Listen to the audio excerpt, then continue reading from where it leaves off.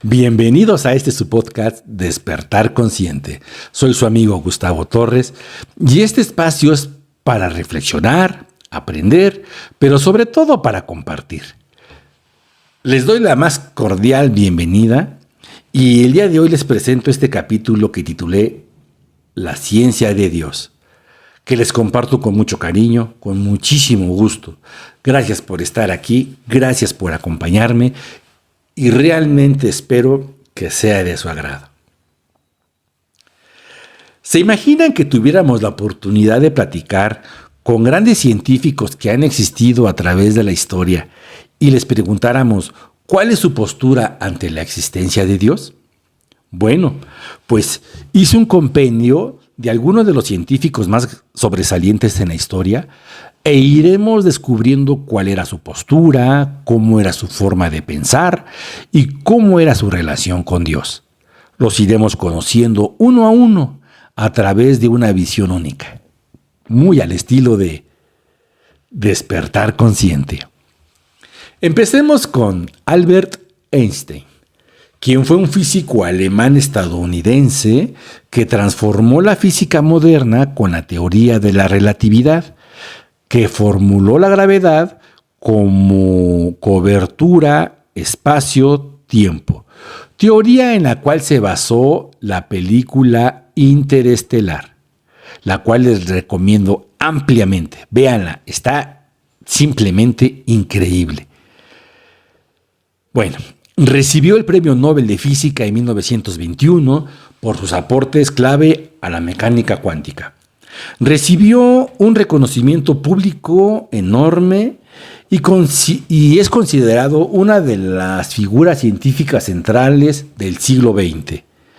Einstein no hablaba de un Dios personal que castiga, premia o interviene en la vida humana, sino de una realidad más profunda, ligada al orden del universo.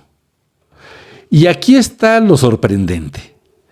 Cuando Einstein decía Dios, muchas veces no estaba hablando de religión en sentido tradicional. Estaba hablando de misterio, armonía y leyes cósmicas.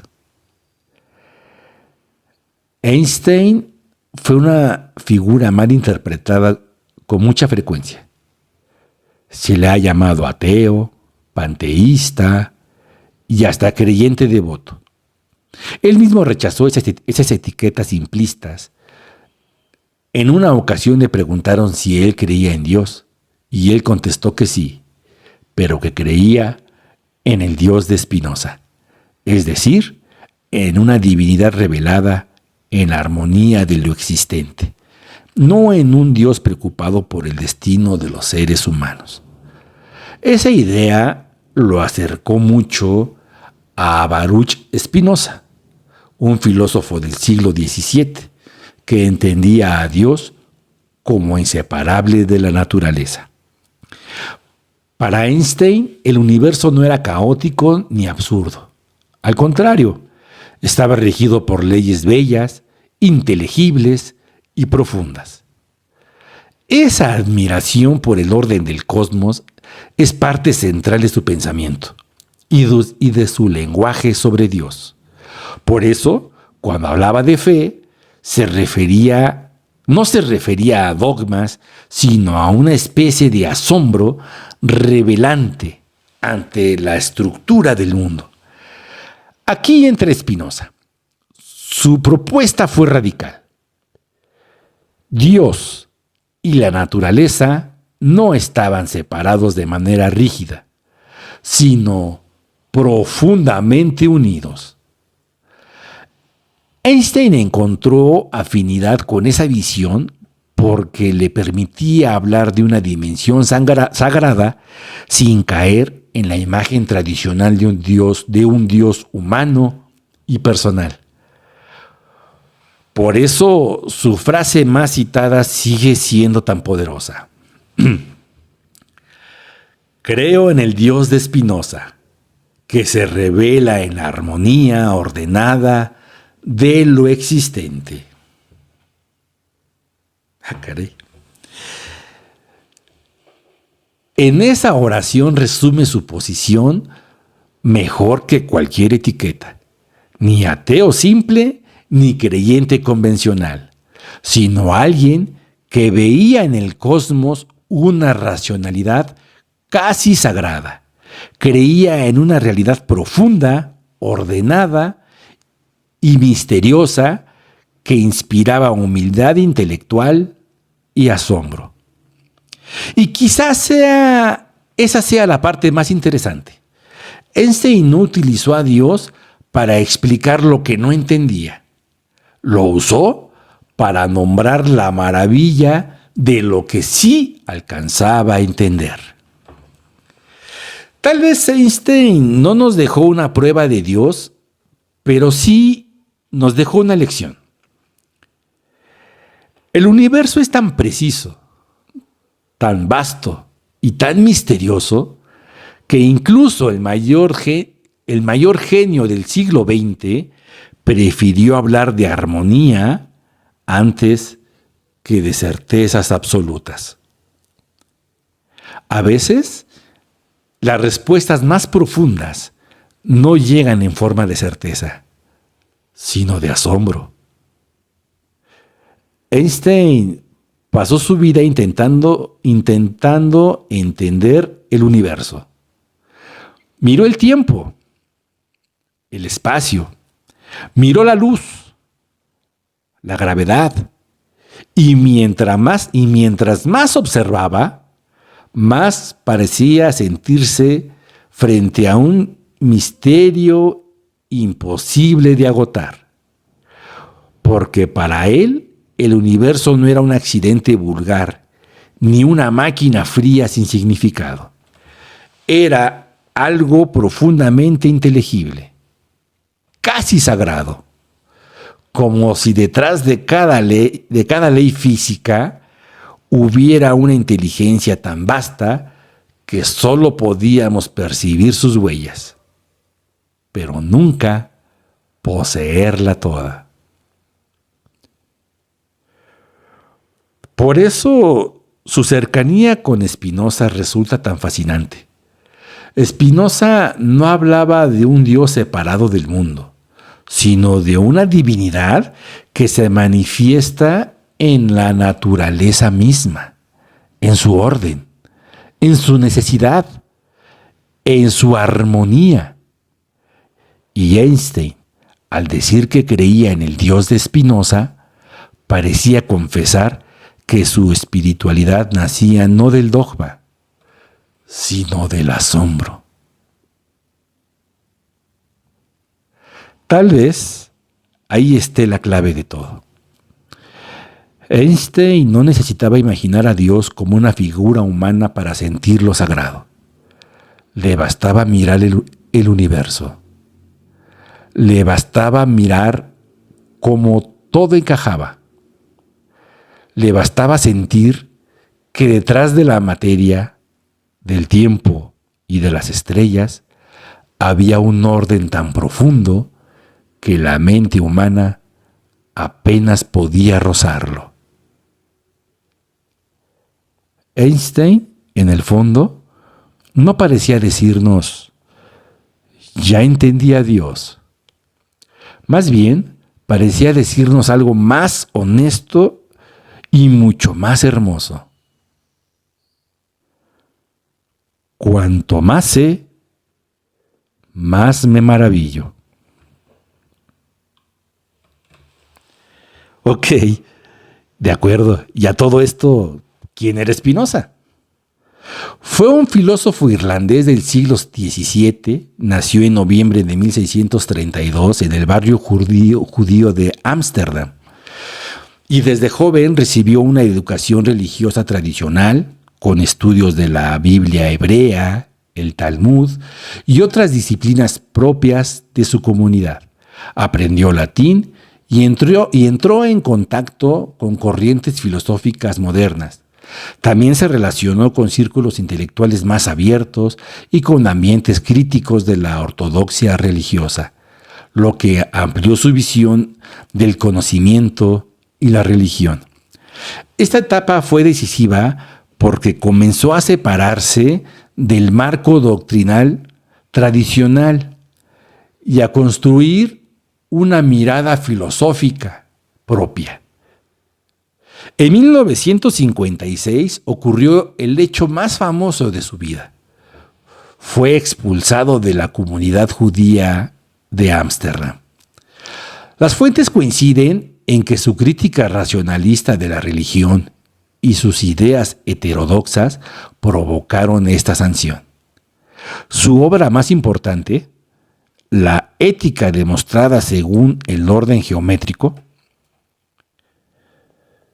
obra que no pudo publicar en vida, porque fue vetado. En ella desarrolló su idea de que existe una sola sustancia infinita, Dios o la naturaleza, y explicó la realidad y las pasiones y la libertad humana desde un sistema racional riguroso. Esta obra condensa toda su filosofía y es la razón principal por la que hoy se le considera uno de los más grandes pensadores de la era moderna. Con el tiempo, su obra se volvió central para la filosofía moderna. Su defensa para la libertad intelectual y su visión de Dios como naturaleza y su ética de la comprensión influyeron en las corrientes posteriores de la filosofía, la política y la creencia religiosa. Hoy se le estudia como una figura clave del racionalismo y como uno de los autores más originales del siglo XVII. El pensamiento de Baruch Spinoza se caracteriza por el monismo. La creencia en una única sustancia infinita y eterna, que es a la vez Dios y la naturaleza. No hay un ser fuera de esta sustancia, y todo lo que existe es una expresión o parte de ella. Dios es la única sustancia necesaria y causa de sí mismo, lo que significa que su esencia implica su existencia y no necesita de nada externo para ser.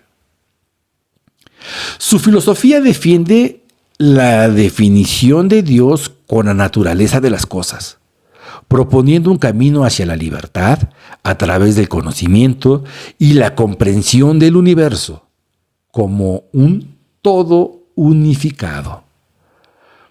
Para Spinoza, las leyes del pensamiento son las mismas leyes del universo. ¿Recuerdan las leyes del universo? Las que dicta el Kybalión. Pues esas mismas leyes. Por cierto, tengo un capítulo que habla del libro del Kybalión y explica las 7 leyes herméticas. Se los recomiendo. Véanlo. Está muy padre. Y así es como ustedes pueden ir entrelazando la información e ir sacando sus propias conclusiones. Definitivamente, esa es la única idea, ¿eh? En fin, abogó por la libertad de pensamiento y expresión y consideraba que la virtud y la felicidad se alcanzaban a partir de la armonía con la razón y la verdadera naturaleza, argumentando que las escrituras deben ser entendidas en su contexto histórico y político. Su postura crítica hacia la religión le valió la excomunión y la censura de sus escritos. Callado y exiliado por decir simplemente lo que pensaba. Características del Dios de Spinoza, o yo diría, conclusión de sus reflexiones. Definición de sustancia. Que solo existe una sustancia, que es Dios, que es una sustancia infinita y eterna,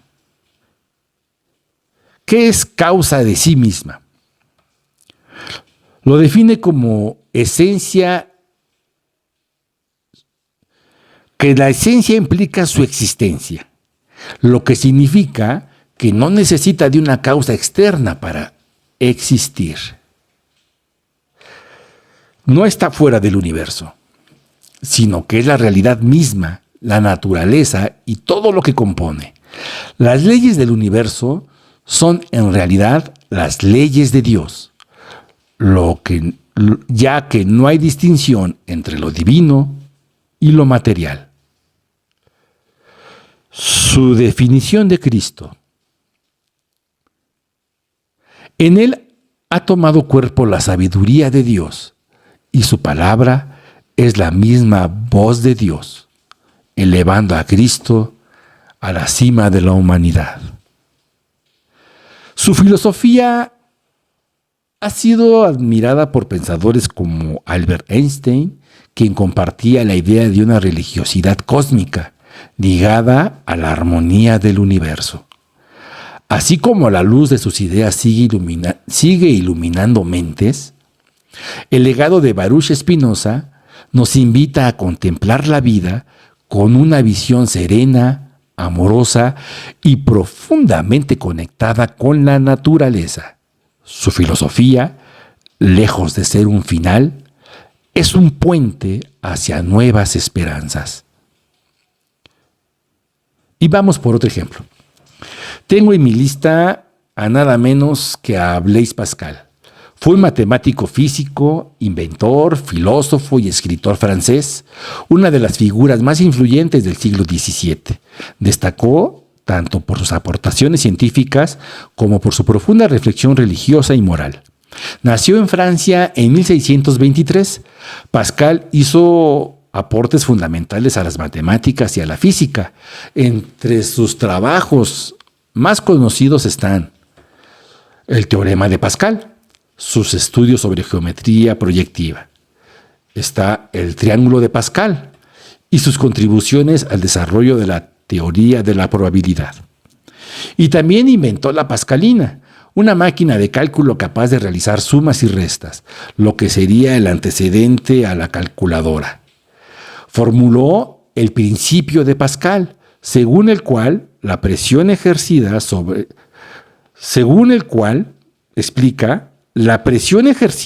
un fluido se transmite con la misma intensidad en todas sus direcciones. En el plano literario y religioso, su obra más célebre es Pensamientos, una recopilación de notas y fragmentos de una apología del cristianismo. Es un texto central de la filosofía religiosa francesa por su reflexión sobre la condición humana, la fe y la razón. Pascal es importante porque unió ciencia, fe y filosofía en una sola figura. Fue un investigador de primer nivel en matemáticas y física, pero también un pensador que influyó profundamente en la literatura, la teología y la filosofía moderna. La apuesta de Pascal es un argumento filosófico que dice, en esencia, que aunque no podamos demostrar que Dios existe, conviene más vivir como si sí existiera, que como si no existiera. La idea es que si crees en Dios y Dios existe, la ganancia es infinita. Pero si no crees en Dios y sí existe, la pérdida también sería infinita. Imagínense lo que los espera. ¿Cómo funciona esto? Les explico. Pascal plantea dos decisiones. A, creer en Dios. Y B, no creer en Dios. Y dos posibles resultados. Dios existe y Dios no existe. Entonces, compara las ganancias y pérdidas. Y de cada combinación. Creer en Dios puede implicar un costo finito en vida. O sea, te va a quitar tiempo, como ir a misa, algunos hábitos como rezar. Pero si Dios existe, la recompensa sería profundamente infinita. Nos iríamos al cielo. Al cielo entre comillas. En cambio, no creer podría ahorrarnos costos finitos, claro, por supuesto. No ir a misa, no dar diezmo, no rezar. Pero si existiera Dios, la pérdida también sería infinita. Imagínense, sería todo lo opuesto, lo que nos esperaría. La idea no es probar si Dios existe, sino decir que razonablemente es mejor apostar por la existencia de Dios, porque la posible recompensa supera cualquier costo temporal. En ese sentido, Pascal usa una lógica parecida a una decisión bajo incertidumbre, donde lo que importa no es solo la probabilidad, sino también el tamaño de la ganancia o de la pérdida. Una objeción se le ha dado a esta apuesta. Es que una creencia adoptada solo por conveniencia no sería una fe auténtica. Otros dicen que esto es solo un cálculo matemático práctico. Pero yo recuerdo algo que citó Facundo Cabral, algo que ya les había comentado anteriormente en algún capítulo, donde él menciona o cita Cabral: si los malos supieran qué buen negocio es ser bueno, serían buenos aunque sea por negocio. Aquí no importa que sea por conveniencia, ¿verdad? Continuamos. Y vamos con otro ejemplo. Otro científico, Isaac Newton. Además de sus grandes aportes en física y matemáticas, es conocido principalmente por 3 grandes aportes. Primero, formuló las leyes del movimiento, que explica cómo se mueven los objetos. Segundo, desarrolló la ley de gravitación universal, que describe cómo se atraen los cuerpos entre sí. O sea, descubrió la gravedad. Y tercero, hizo grandes avances en óptica, como la teoría del color, que explica que el color no existe por sí solo, sino como una interpretación del ojo y del cerebro a partir de la luz. Y desarrolló el primer telescopio reflector. Tenía una profunda espiritualidad. Él dedicó una gran parte de su tiempo al estudio de la teología, interpretando a la naturaleza como una expresión del orden divino. Es conocido que escribió extensos tratados sobre religión y alquimia, incluso más que sobre física. Su visión era que el estudio de la naturaleza era descubrir la mente de Dios en el universo. Esto le llevó a ver la ciencia como una forma de acercarse a lo divino. Consideraba que el universo funcionaba según las leyes matemáticas precisas que, en su opinión, reflejaban la perfección del Creador. Él escribió extensamente sobre la interpretación de la Biblia y sobre la relación entre la ciencia y la teología.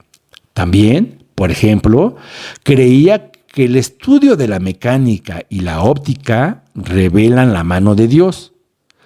Así que para él, la ciencia y la religión no estaban separadas, sino entrelazadas. La idea central es que para muchos pensadores, la ciencia nos ofrece explicaciones sobre cómo funciona el universo, mientras que la religión aborda por qué existe. ¿Cuál es su propósito? Así que, en vez de verlas como opuestas, algunos científicos y teólogos piensan que se complementan. A lo largo de la historia, grandes pensadores como Newton, Einstein, Spinoza, Galileo y otros han buscado respuestas en la intersección entre la ciencia y la fe. Cada uno desde su perspectiva. Nos han mostrado que la ciencia no es un método para entender el universo físico, sino que también nos lleva a explorar la conciencia. La teoría de Jacobo Greenberg, por ejemplo, sugiere que la mente es una red capaz de influir en la realidad. Así, la intersección entre la ciencia y la espiritualidad se convierte en un puente que conecta nuestra percepción con el todo. Y precisamente hay un capítulo donde hablo de la teoría sintérgica de Jacobo Greenberg. Véanlo, se los recomiendo. está muy interesante, donde nos explica este último párrafo que les acabo de citar, y sirve para que vayamos entrelazando la información. Ok. Así, la búsqueda del conocimiento continúa, guiada por la curiosidad y la visión de un universo que, para muchos, es obra de una inteligencia superior. La contribución de estos grandes pensadores no solo nos proporcionó avances científicos, sino que también nos invitó a reflexionar, a expandir nuestra conciencia y a cuestionar el sentido de la existencia. Eso es lo que queda como legado.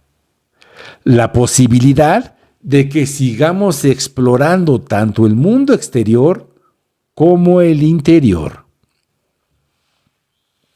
Si llegaste hasta esta parte de mi video, te agradezco enormemente por tu tiempo y por tu atención. Y si te gustó, te pido que me regales un like, ya que me es muy útil para seguir difundiendo. Si conoces de alguien que resuene con esta información, compártele el video. Y activa la campanita para que te notifique de nuevos videos que estaremos subiendo. Y suscríbete para que juntos podamos seguir creciendo esta bonita comunidad que busca precisamente eso, un despertar consciente. Gracias y nos vemos pronto con un nuevo capítulo. Buen día.